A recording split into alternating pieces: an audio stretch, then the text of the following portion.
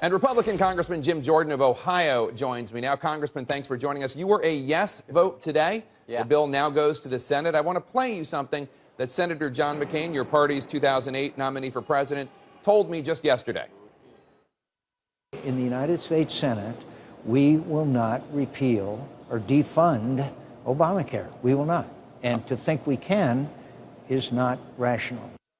He's saying you're not rational, Congressman. Well, I would just point out, Jake, there were a lot of Republicans just 2 weeks ago who said we were going to go to war with Syria, and today we're not.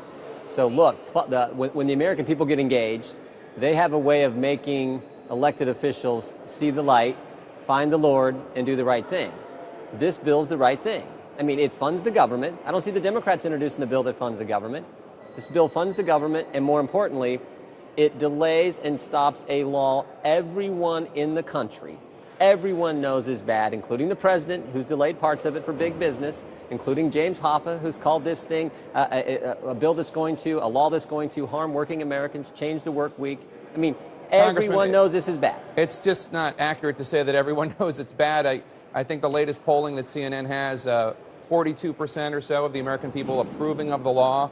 And of the 51% who disapprove, 16% think that it isn't liberal enough. So actually, not only does not everyone agree with what you're saying, Jake, there are a majority of the country either likes the law or they think it's not liberal enough. Jake, even you know this bill's not ready. You know this law's not ready. In Ohio, 7th largest state, 11 million people, our state law requires the navigators, the people who are supposed to go out and assist people signing up in the exchange, signing up for Obamacare.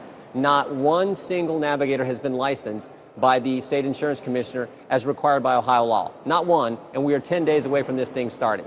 So everyone knows this thing isn't ready. Everyone knows this thing has problems. Even the folks you cite who say, oh, well, we want this thing to happen, they still know it's not ready. What's wrong with delaying a bill that even the president has delayed for big business? And Democrats like Howard Dean say it's going to lead to rationing of care. AFL-CIO just voted last week and said, hey, fix this thing or repeal it. Even the labor unions know this law is not ready. Well, you're talking about, first of all, I don't know what you mean when you say even I know, but in terms of the details of the law, we can get into those. I agree with you that there are questions, and as you note, President Obama himself delayed one of the provisions, the employer mandate provision. But let me read something to you from Karl Rove, who wrote in the Wall Street Journal, quote, even the defund strategies authors say they don't want a government shutdown, but their approach means we'll get one. Going down that road would strengthen the president while alienating independents. It is an ill-conceived tactic, and Republicans should reject it. In actuality, what we're talking about here is a government shutdown. You are tying funding the government to defunding Obamacare. There are not the votes to support that in the Senate, and the president says he'll veto it. That means the government would shut down. Karl Rove says your party's going to be blamed. Jake, have the Democrats introduced a bill to fund the government? Not that I know of. We have. Right? They haven't. We have. That's true. Funds essential services and says this law, which is a big problem, which, in my words, everyone understands that is a big problem and shouldn't be enacted. So we're the only ones who've introduced a bill to fund the government. Democrats put up a bill. Tell us what you want to do. And we don't know. The people have a way of weighing in on these debates and changing the minds of politicians. I think there's guys in the Senate. I think there are senators who are going to find Jesus and do the right thing. We got 10 days to run this campaign. I don't know how it's going to play out. I assume you're saying find Jesus in a metaphorical sense, not a literal sense. Well, of course. But 67%, of the Senate would need to agree with you. 67 senators would need to agree with you because President Obama says he'll veto this. You need 67 votes to override it. That's just not going to happen. There just aren't 67 votes. The president has threatened veto before, and we find things become law. The Senate, but back at the start of this session, we said if you don't do a budget, you won't get paid. A bill we passed, no budget, no pay, and the Senate said, oh, we're not for this. And somehow they decided, oh, you know what, we are for it, and they passed it. So they say that all the time. Let this play out.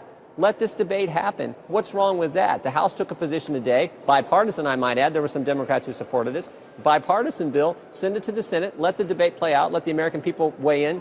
That's how our great form of government works. Let's let this play out and see what happens in 10 days. But what we do know happens in 10 days is Obamacare starts, and it is not ready.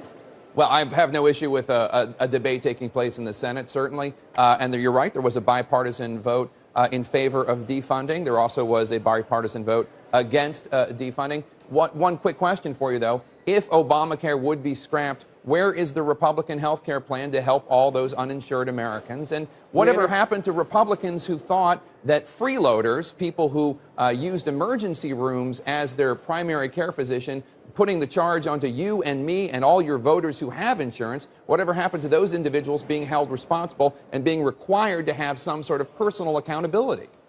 We're all for personal accountability, Jake, and there's lots of things we can reform in our social welfare system that will actually help people in need but encourage more responsibility. I'd be glad to have that full debate. We have introduced a bill this week. House Republicans, Steve Scalise, and members of the Republican Study Committee, members not of the Republican Study Committee, have signed on to a bill with several doctors who are part of the House Republican Conference as co-sponsors of that legislation, which we think is a good alternative to this bill that has all kinds of problems and the American people know is not ready for enactment.